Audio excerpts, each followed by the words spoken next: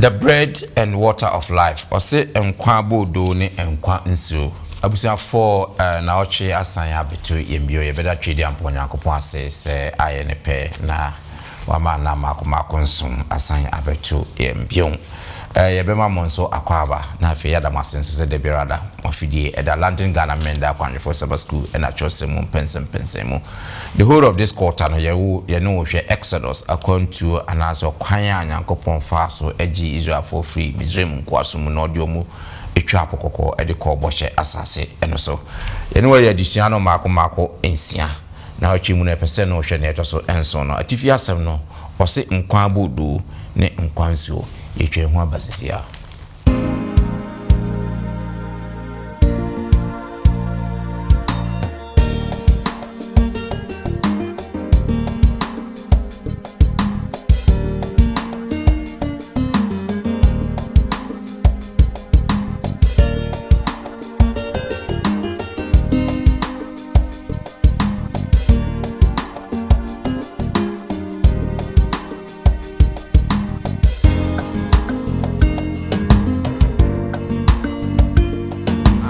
Onyankopon timi abie pumu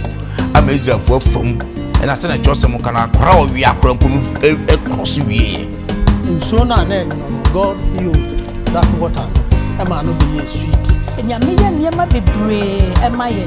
enso so yetena so yentimi mfa ni adanse no mo ma so munyo hawa no ma mo re fi ni awrade aya mo mo na wa na be kete Nyankopon ka jiro se odo bone be cho mo ati mo afide ntre nyina ho a eye djuma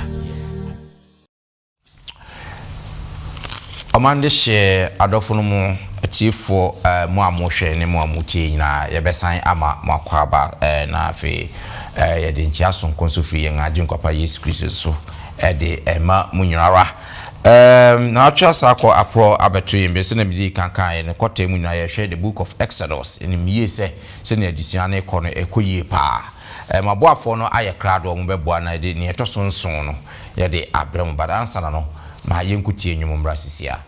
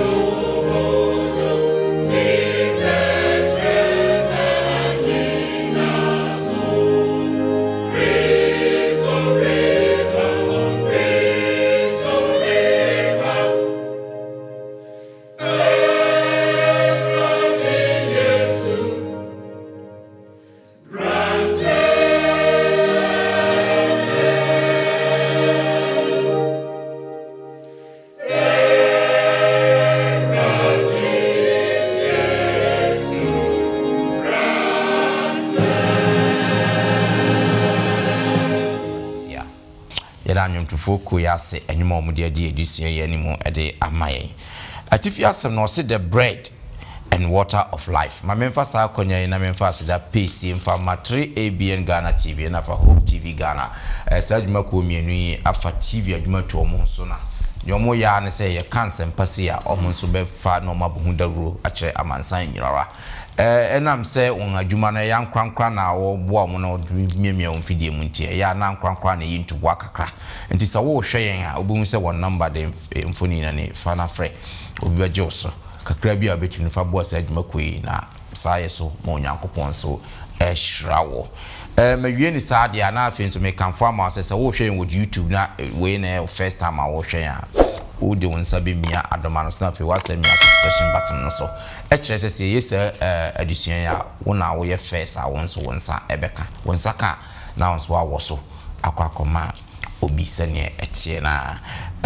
ma memfa mani mfa nhwe fidie mu ase na fe maboafo so nko anyame ayi omo sende omomwa na afe yemfa addition bra mi yi omo nchom na afe wi a yemfa yani enhwe yen addition mu media mo somfo Bismarck mensa ende yeho adom me wo sister Agnes Tete eka me ho ahale sage yemo akaba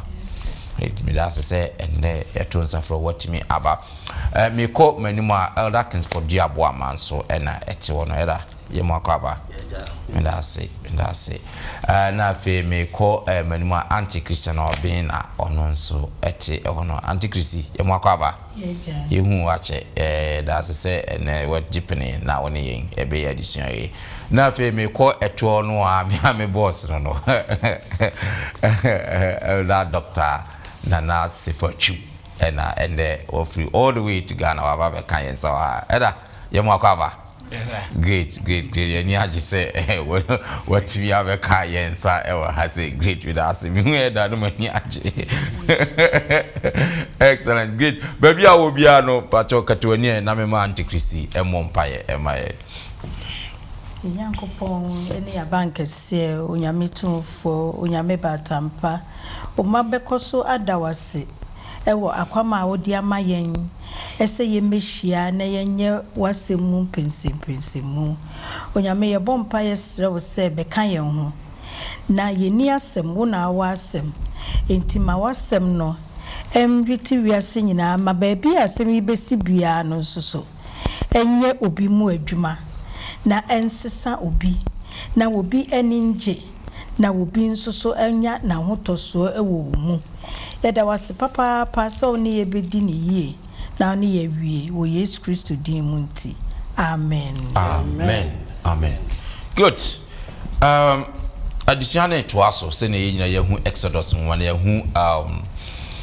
addition no ni need so nyina ra fact last week na yehu se afedie Pharaoh muso okun nya no kun nje oso ma Israel for kwan na fe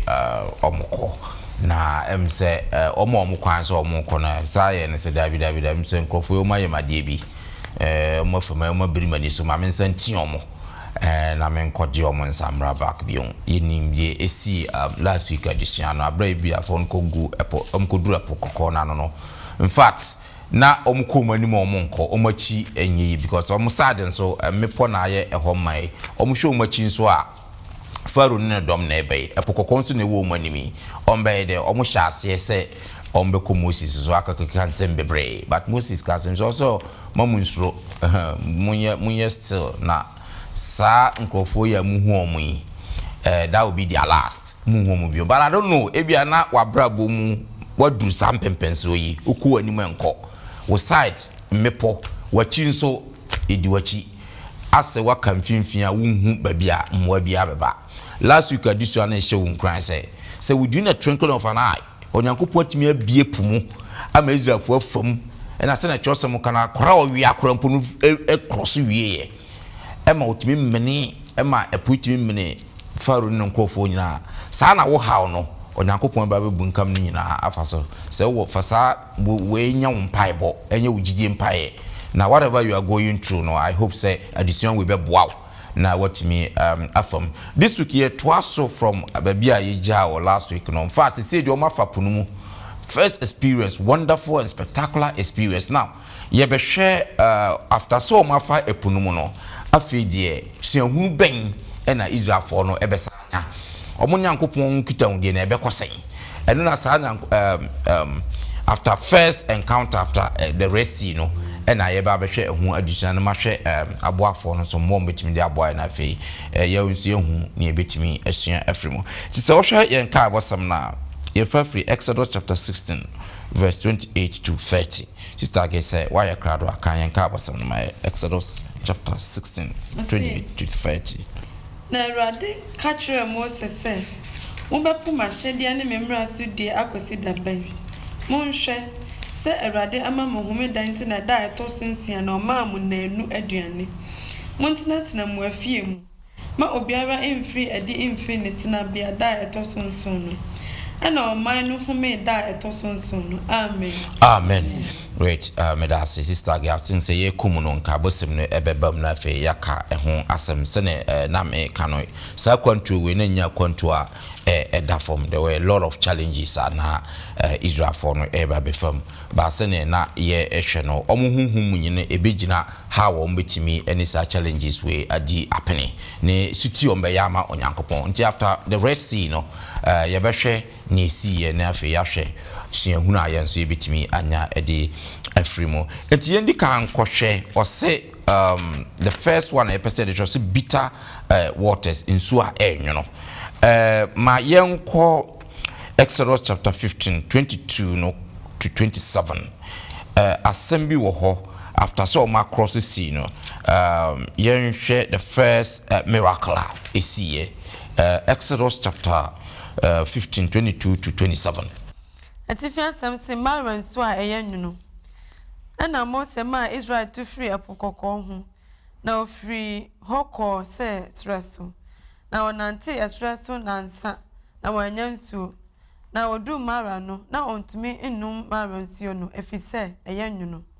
enti wotu hodi Marah na omanu kasa hu tia Mose se edie na yebenum na osufre Awurade na Awurade tre no dua bi na oditu nsuo no mu na nsuo no yede eho na ohye ahyede ne atemmuo ma won na eho nso na oso won hweye na Mose ka se se mobeti Awurade bunyankopon ne na waye de etene wonanim na watie ne mra nsem na wadi na hyede nyina so a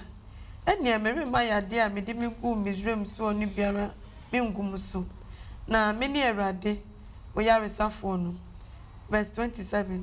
na wodu Elam subra dumienu ni etrenswa ediosun wono na wotre Israel wo nsuo no so ho amen amen good yen call yen era boama yen show mfoni ben na sa akenkansem ye etwa kire yen wa ha yo me da se minia Bismarck so ebeti akenkansem asepa yenya mra yensa anko chapter 15 no ne yankanya mesi 22 no ho yehu se mra onyankopon nam na dom so boa Israel ma na mutwa apokoko no bom de osebo ne nyom to ehye Awurade animonyam sa wo de Awurade ayama wom na so mfiri wa nansa se de twere no ma yate ase na afi wo nam esre so no na afi abasamtuo aba nansa no mu no omunya nsuo no obi a wa tena ba bi e ho hye na se desert so a obehu se experience no enye bibia eye ahodworo na so na nka wo so mokai de onyame ayama wom a wo de o mabeduru saa bian titwira no am ya atiase verse 23 wo so beduru bia bia ye fro Marah wo de wo munu se nsuo bi wo na so nsuo no na enye nsuo a onum ayeyi na ye beta emu onwono eno na nam so afi na omu nwinwi anwinwi we kire se omo ahotoso a na omo wowo onyankopon mu no samiri atosini yes bize omo twa omo ani ko mu twa omo ani hwe de onyame ayama omo ama omo afa resi mu a na nke wose omo de omo ani da so ne omo gidie nyina ehye onyamu mu se onyame ebebie kwan ama omo na so ankoba na sa omunwunwi na anigisem ne se nyame ekire ni tumi okay ema Mose didua eto nsuo no mu ema no ye de we no kire se emre bia no onyankopon oni ye nipa we cooperate to do things onyame be ye bibia onam nipa so onam Moses so eti nsuo no ema wo mo enom ye ahazo me yehunu se onyankopon ni tumi wo se nsuo na na enyo no God healed that water no ema no be ye sweet the way no kire se onyame oyaresafo wo se ye de ye ho eto no so na de anika asem kura so a ebro so o sa hye wo mobo o si Misraimfo ya de no o mo bi ma wo so sa ya de no ka ho asem no was the plagues a onyankopon 10 plagues a odi gu wo so no ebi entimi emma wo so ndi ha no ye hunu se eye a test of faith na so Israel for no samiri no o mo antimi anyina se de ne is e wo se nkomu ejina omu gidie eba afom ni nyina se nsohwe ani amani hunu aba they've gone through some difficulties ye de ho to sansemi so a kenkan semi so a abrebia no yeso ye kosa ha ha onum onyame ye normal kese mayen na so duru ba bi na se ye ko ha keto abi mu a na fe yabamu abu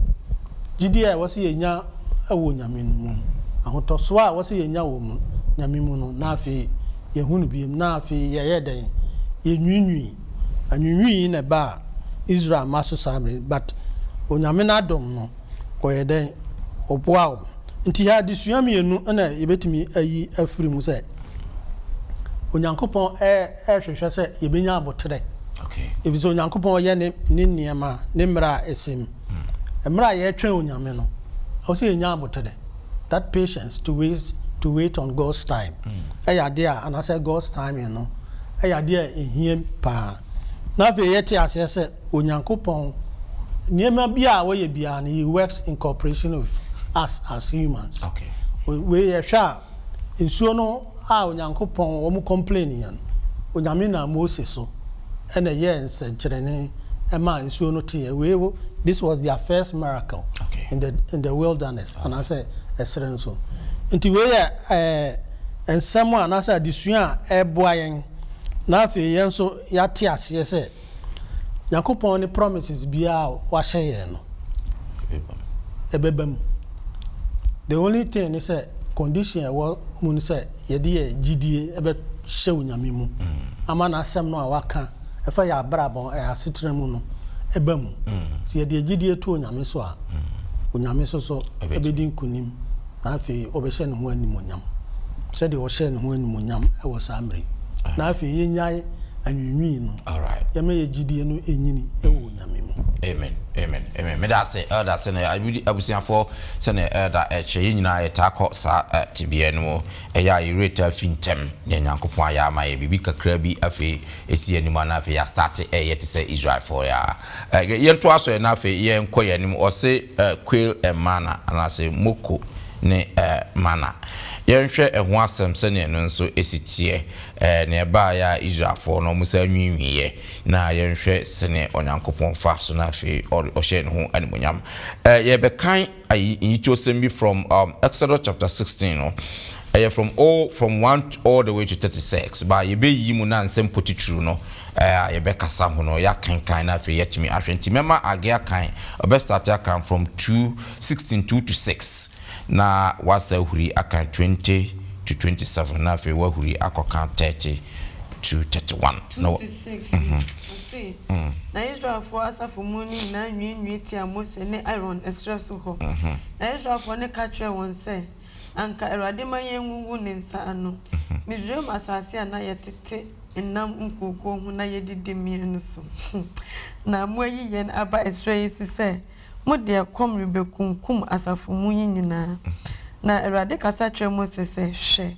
merebema aduane afrisuro ato amamo na omane mfiri edi da biara nkotase dia ebesumun ano dakro na menso wo menhwe se obedi memra so anase oniso na da etoso nsia no obisiesie dia ofa no a enya dia otase da no mohu verses na Mose ne Aaron katre Israelfo no nyina se enwumre na mobehunu se Erade na oyi mu free Misraim asase so. Amen. Amen. And about 20 to 27 no. 26. Nanso onan nanso wentie Mose na ebinim gya bi ma ade akyin so na edore mu na ebone na Mose bufu won na otase anopa obiara sadie obedie na owia muyadia na anane na da etoso nsia no otase aduane no ho obaako de olonka dumienu na asafo no mu mpanimfo nyina babeka kire Mose na okatre won se de Awurade akanie ochina ye home da kronkron a odima Awurade monto de mo woto na monno ade mo wono a na de beka no monfansie nkosi anopa mbacho me kosi 27 na odisie kosi anopa se de Mose hye no na amon nanso emu biara nnimu na Mose ka se muni nune na ene ya homeda a odima Awurade ene mori nhunu bi inrem nansia na montase na da etosonso ni ya homeda eda no de ebibi nto verse 27 na da etosonso no nkrofo no mu bi free edi se orekotase na anse wanya bi amen Now kind 30-31 na fe wagura kind 35 no 30-31 ana oman no homeda etosonso no na Israel for free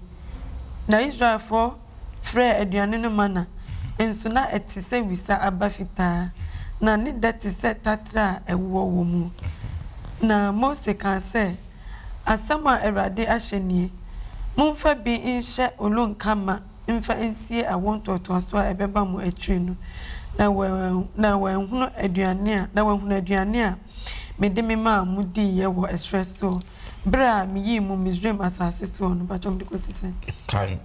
35 no 35 na Israelfo ni di ma na mfinhye aduane de kosise oduru asase bia nkofo bi ti so odi ma na de kosise oduru Canaan asase no hye so nanso olonka ye efendu mu baako amen great. Yes, we another encounter. Yenhwe quail na afi mana moko ene mana. Eno nso no eho asem te say age se na wo kan ye no. Na ediebe na ma Israelfo na afi omunwinwi so na afi esiahunu ben na ye nya no hai. Ismak medase. Ara wo sam ni say asanwinwi no ya to aso. Je Marah die ya nso e ba sa. Wo mo so no me na nka masa bedu ha na ekom de manya no ansam baka se wo ekom de ma bibi ni ba fe de mo si o nka Awurade mo ngugu na mo wo Misraim na mo di esa nwinwi biem enti Israelfo na mo ma so mo nya hawa no mo re fi ni Awurade aya mo no na wa na be kese yenso so na Christopher yetumi yesa se yenya ohawa na ma ohawa na ya mountain ni anwinwa na nyame tumi ayeketwa but no matter what onyankopon tumi so ba asaba kwa dijanse ma hu se yenhwe se Bible mu no se so hwe bia be ba na na badwane so hwe Adam ni Eve aduaba nyame ka so mu ni omukodi ye Yesu Kristo ya komchine no after 40 days and 40 nights no bon samba so na hwe no se ma boy na ne pa no aduane iso so ni penny na wa ton no de akwaje aduane nti aduane ye ade bia ya nhwe ya ebetimi ababesi ye ni Nyankopon tam yesa aduane na enyo ba kwa ye be faso adina hwa obroni be ka se na ya abuse no nti enya wanwa se Mose ka twom Deuteronomy 8:3 se enya aduane kuna nipa nam tibetna se na mmom nyame asem na nyame asem so e mama na tofri so e de bra mu die mana no Nyankopon de tro mo se ono no ye Nyankopon tumfo no tumi ye bibia o de tro mo nso se nia ye kipi homeda te se nia ye kan ye no to ka tro mo se homeda no ma mo nko 5 days ati na wo twibia no munya anwanwade be se miensa na se 9 enanum no eto a wo kwa okofa enya bi se nia kan no omo ya so DJ ebon ye na osaka chom se Friday no mo fa double portion if say homeda no ento na beniampa muja no Friday na ansai ana fin so sa ka se mana no ento homeda ampa so anto na double portion bia no Yakopon de mom Friday bia na we trese onyakopo ampa ono na ye obade na homeda ne ye ne dia nti se ye disu ye e wo sitie mu a ebeboa ye na masua free ha ne se ya haumuni ma ye nwunwu ye hu nyame na ne homeda no ye ni sisa ne se adwane ye enso se ya bisu na etimi se ye bone ti bismark ha no moko ene mana no na metimesi obeka se moko ne ye de ayati sa no marketing kitibi okay nti ono na metimi aka fa hom that that's pass wama yanya sa ntiase yi sene aduane mfa aduane na ma yi nyina say we don't know how apply it nkenya aduane anka yenim se nka ebe eso de so de aduane gari yenko yanim na yenhwe water from the rock in sua free obotan mo yenhwe another experience nso ha we abusiafo omu free immediately after epokoko na fe omu asa shekini na se na fe ekomodi omu sukomodi omu ye hu experience no sa na yenso ye ni na narrow no down to yenso ya sitina mu de yekun because sa exodus a country we no the same a country na yenso yetunu honhom mu e de ko osoro nti the same niema na yenso ye face sa e de ko nti sia no omafiri pokoko no mu experience no kura mpo na anya omo hwe immediately nsuo ko dane enwonwonwo no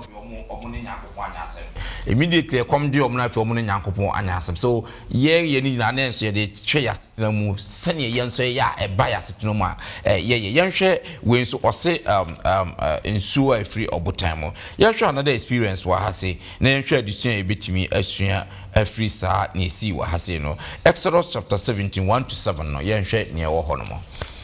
na Israel for asafo ni nyina to free sin stress no so won etutena a wodi no Awurade enum asem so no mu na obekire nsraban wo Refidem enso na nsuo a oman no benum ni ho enti oman no ni Mose hame na wo se ma ye nsuo num na Mose ka kire won se adenti na mo ne meham adenti na mo so Awurade hwe na nsusukom de oman no ewo ho na oman no nwinwi tia Mose ka se adenti na wuyi yen free Misraim se udi sukom rubeku yen ma ne yen emmoyi na Mose su frɛ Awurade se ede na menye memma oman yi akakuma na wasime abo na Awurade ka kire Mose se sani di oman no anim nafa Israel panyin mu bika wo ho nafa wo poma a wo de ball esuo na mu no kura wonsa ko hwe mijina wanim wo Horeb botan no so ho na bo obotan no na nsuo befiri mu aba na oman no anum na nsuo befiri mu aba na oman no anom na Mose yesa wo Israel mpani no anim na Israel fo no ham ne so a wo so Awurade hwe se Awurade wo yemu anase oni yemu no nti ofre ho Masa ne Hereb ba amen so Ada mame call so na me hwe sa experience we so na eho asem etesen ensuo efri ebotan mu ebaye definitely no yes yeah me fa esreso ntu kwanda bankrofo a fa esreso tu kwan no eka on experience yeah wonu se won yes and in our lives I think you rightly said it say Israel for according to a parallel great lessons in there for yen according to enti yen according to a yetu no so yen so certain times so obunsam na ujaa yen kakra ena onyame eje yen na etore bia na obunsam asen aba said oba Egypt for Egypt in Israel for Abraham no asan be Jew person stand wonko ba ade a nanka Israel for say on green one say all the challenges on komuno mmoye bae mmoye mfi Moses won bae mmoye fi Nyankopon won bae so me how kakra minya won say I na on one mompa ya nkyere Awurade say Awurade ehia so ma yensu no on do woni brekoso Moses so e je say onjidi a won wo nyame mu no e zero ena onjidi a won wo Moses mu no ye ma say be 90% but Nyankopon do won anya njidi won mu kra because on wan anwen say nyame na ma eyi won fipu mu yes Onyankopon na wo do won fa enyem wo do won fa mu nyina mu and it is so in our lives certain times say nyame de esi baby na say enyema san ko kacho kakraman ya we want to look back but ehun hia say be san hwe Egypt ye nimu na say yehun say ye beko na Nyankopon say the sister Christy Kaman instruct Moses the onya on benya nso na Moses ye enye de Moses ye no ene men nso no ba ye nyame say Moses anyim asem na nyame anyim asem na Moses gina so no eno ene man nso no ba ye enti mbre bia ye be gina nyame anyim asem so no ye nyom bi say nyame anyim asem no tumi wom na asem tumi wom enti say nyame ka kire say I'll provide all your needs according to my riches emutumi na you have to claim it that's right nyame beye obeye ama o ka kire o say me no weapon form against you will prosper any tongue that rise up against you in judgment shall be condemned gd say nyame anuma asem no ebe adwuma nyakobon ka kire say o de obone be chew no atu ho afide ntie nyina ho a eye adwuma asem bia nyame be kan o de fa Moses anan ya kwa bia so no eye adwuma ma ne ma edinaka ade ana Israel for no si eso won ye say nyame anuma asem no ebe adwuma enti won ko Nyankopon ho na on even though Moses in the on kind no anya woni bre eko Moses no on ware hwemu emo be ko Nyankopon ho water from the rock water no ejina eye ade a sustaining life eye nkwa na ifi foundation where rock no eye solid foundation na incidentally no ni nyina rock no represent Jesus na water no so represent Jesus but ema solidify the Onyankopon pese o ye say enkwa a me be mamo un say enkwa wo niam bebira enso wo niam bebira ye e cleanse e nourish e gu aso me ye Ghana ne me bi kra enso ye generative power enso wo niam bebira ye eni sa niam ne nyina no ni huhum ye ma nyame a oye nkwa no oye enso no o my power o my nourishment or refresh yen or cleanse yen ni nyina enso adwuma no na egina foundation a enhihim demu ebuo na ifimu ba no sa foundation the solid rock that's right ye gina mu it yanyu me say on the solid rock that we stand all other ground no sinking sand enti enso no ba bia ifi ba ye no kire say Yesu Kristo na nkasa odi man no oye enso no o cleansing yen my nourishment my growth my development my bibia no oye solid enwe da enti ho na yesi nya ahotoso no ewo mu na nya sa ahotoso na ebe ma ye wura fi ne ma ye komu no maame white kan ewo life sketches page 198 say ye ma ye wura fi ne ma Yakopon wa ye man wo ye chi a ye ntimi nya ho den I'm just paraphrasing enko ye nimu da enti for it is say na ye kan say Yakopon aka kire mu say me the main purpose of the be yi mu no say oba abeyi mu na manya kwan asomo no enti obo ne homra ne say meni Awurade Abraham Yakopon Isaac Yakopon Jacob Yakopon wo beti me de mensa Yakopon aka because generational that's right and a covenantal so enti sa to me na odi ba na odi beji on eno na nka say on gina so say Awurade se ye mra me somo no enti amana no kura na nyame se ye mfa ba kon ye befa ba kon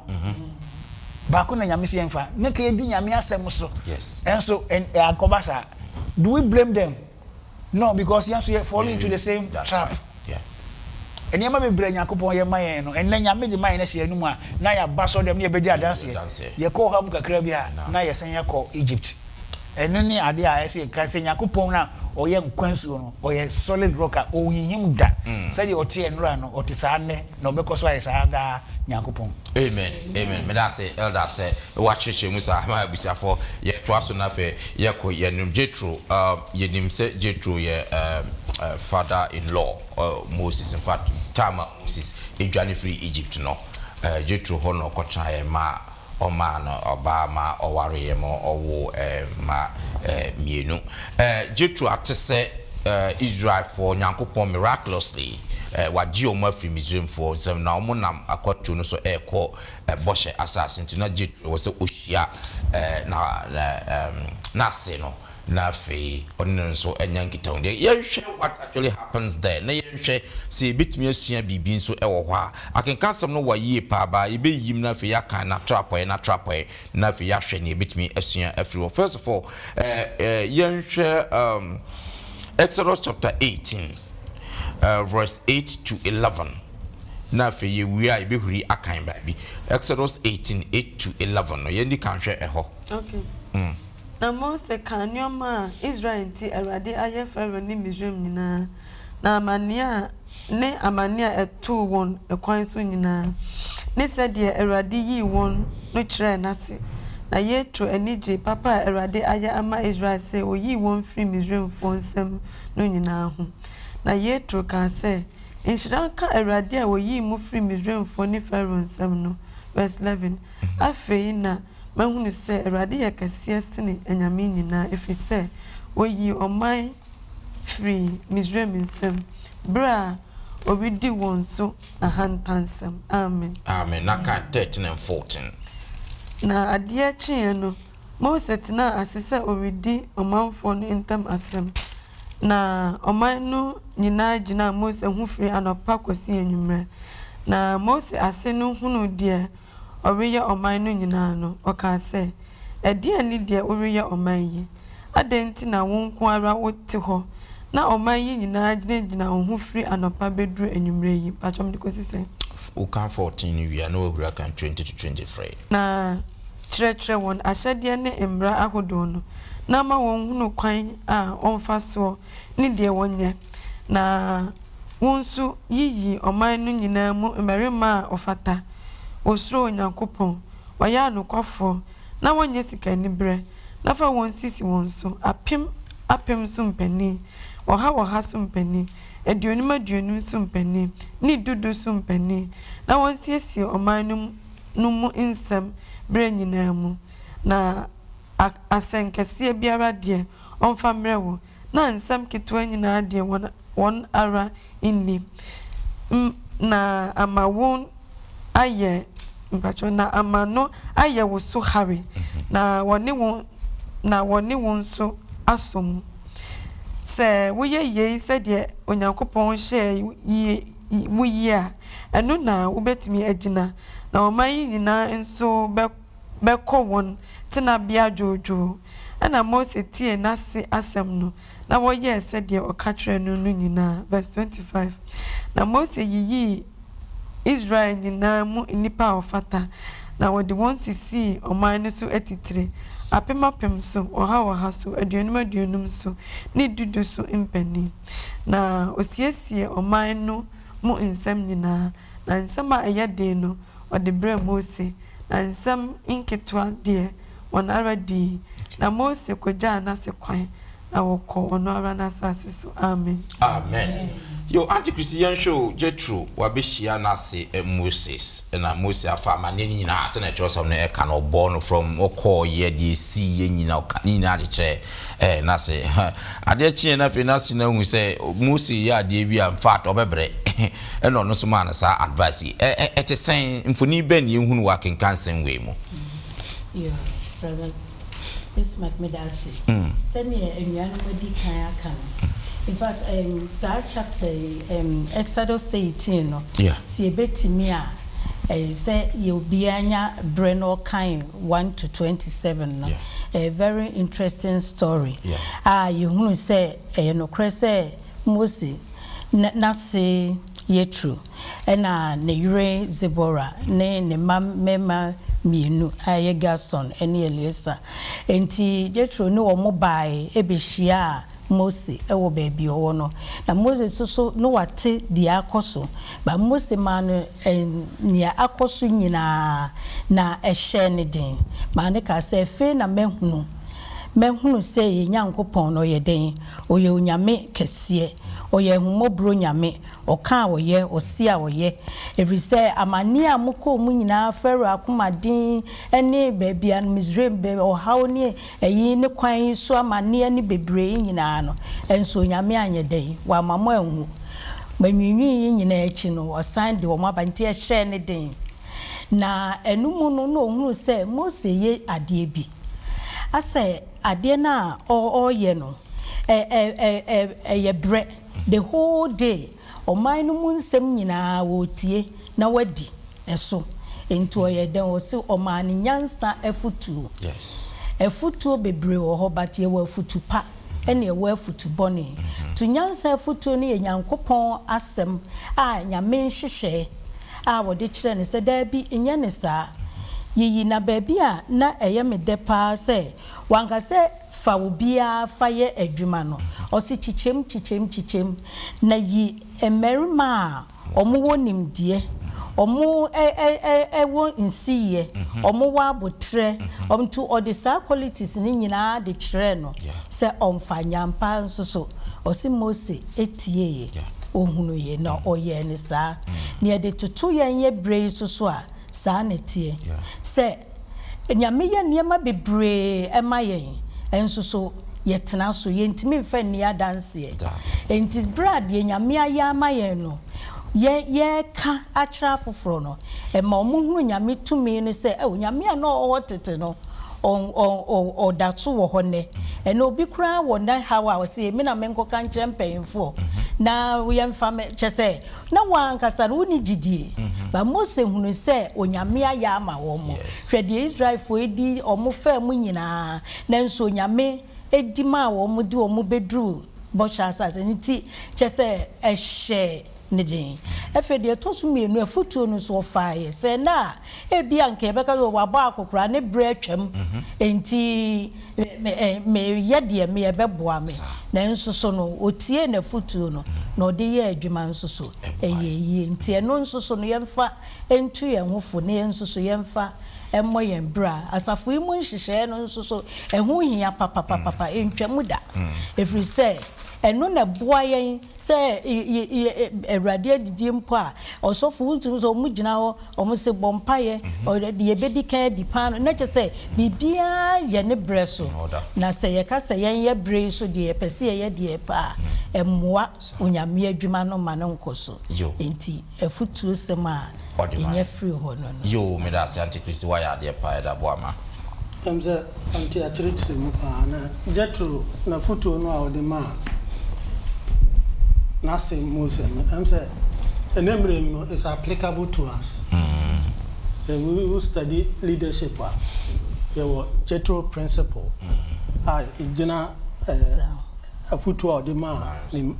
Mose. Yeah, the buy and suffer more. So how we told the beer, was how we be brave. See, more be pen in dear. Obviously, I mean, I'm a departmental head. And as I'm here, so and so, it was a Jumani in a mename. We don't know how to delegate. And to do baby, once a Nipano, he is bent out. And the Afini Dunia, so once Antoine, a Jumas also, many Jumani being, because my Yamoa. I don't know when Yamoa. If it's a one, I will lead and one dedicate. I'm a for so and to me, I'm more. And the Disuaka was a yetimi efa na fe dwumadia ye de ahye nsa empo ya fie mu no yetimi ade bi hihye afoforo nsa no so eboa ma sa dwumadia anka ye na anka wose ye ni nyina no eso aben han yetimi ye ni yie ahye Awurade ani great me da se pass with this there's one aspect to it Jethro no Midianite Midianites no on bit makase on ye Gentiles on ye Jew for on sum ya medene by then na ono nko ahu wo Yakopon mu Jethro nko ahu wo Yakopon mu enti odi ni ode Moses emma ene ne yire eba se on ba bi nyame aye e wo ne on wate e wo di Yakopon ye ho Moses eyi suban bi adi ofie ho okoware fie ho no oyi Yakopon suban adi ho edi suban a ye yi edi e wo ba bi a nyame ni no ehu hia Kristofo ye adwuma mu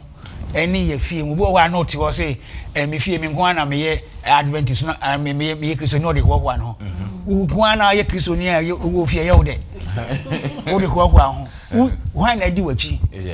abanyame ho na Jethro by no there were three categories of people I was said that mention was men who fear God. That's right. Those who are trustworthy. Yes. And then those who are honest.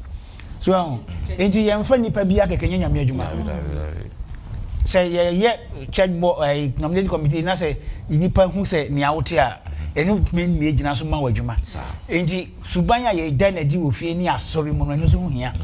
San say Jethro kire Moses no okaso ongurupu ono kan o shede to say onipa o nsuro nyame na on ye trustworthy na on ye honest o tight untia o pese o be ya sori adwuma wanga say oni nukre ma o yere oni nukre ma o ma o pese o be nyame adwuma niam ekoma yen a ye wo nyame asafo Moses say. That's right. Great. Madam was say abusian for say adusian pa na ye suan no e wo hase no yen to aso na afi yen fansori yen adusian no safi na ye say the bread and water of life. Yen share Paul wrote the first letter come Korinto 4 no what can sim be 1 Corinthians chapter 10 verse 11. Yen share senior Paul can sa asemi na yen share ni bitimi asia free 1 Corinthians chapter 10 verse 11. Na yen nyina si na aye kokobo ama won na watwe no se efutu ama ya awiase awiye bra ato yen. Amen. Amen. Afutu ben na Paul person de maye e wo sanyi to semi mo eda boama. Oh, me that say. I'm say ya can Israel for said the onyame esi kwan of fast so we you free Misraim. Yeah, abasam to a omunya umgidi a omo anfa anhye onyame mu. Eno na Paul watwen ya adwen asiso say. Sa ensem a ye sua afri Exodus yi. Efa Israel for mo akwantu yi. Adisua onyankopon ede to ho ede amaye nemeri mu enye say story bi a ya tworo say ye ka eto da bi a ye sua de no a ye be kan Israel for no mu yese but ye fa and related to our own situation. If say yanso ye tu kwan yanso ye ko Canaan spiritual Canaan ye osoro no nti wo mo anama wo tu ye oho awo a wo ko mu subanya wo yi na di no ni nyina no eya disua a wo se yenso eboa yen ama ye twe ho firi abosonsum mu eboa yen ama ye twe ho firi se ye koso onyame ahwe in a negative way na afi se ye kodi nkonkonsa because wonim nyina no esi wo mo abrabo no Yes. ana ye hwe sa adisua so a sadi onyankopon nam na adom so ema omunsuo nom ye nsuo a ede nsuo a efiri ebuo mu oma ompa no di ye ni nyina no so reflect Jesus Yesu abraba obebu obeboye ewasase so Yes. na afi ode ne ho beto ho ewu ede mae ho Calvary ho no bi se nsuo no efiri buponum no eye the living water was what the bema ye hwe Samaria ni ba no a oni Yesu hia ye. Yes. Na afi Yesu te well Jacob's well so no watu kwan wa nantia na ofa Samaria na esukom de no oba isusu be sensu obusan so ma ni nsuo no no oba ne se uni ade a ode be saade na wasa mi ma nsuo no komudie ekoso na Yesu ka bi kire no wose se onim de wo sra se ma mi nsuo yi no mu a kabe tutumika kura na ode ama na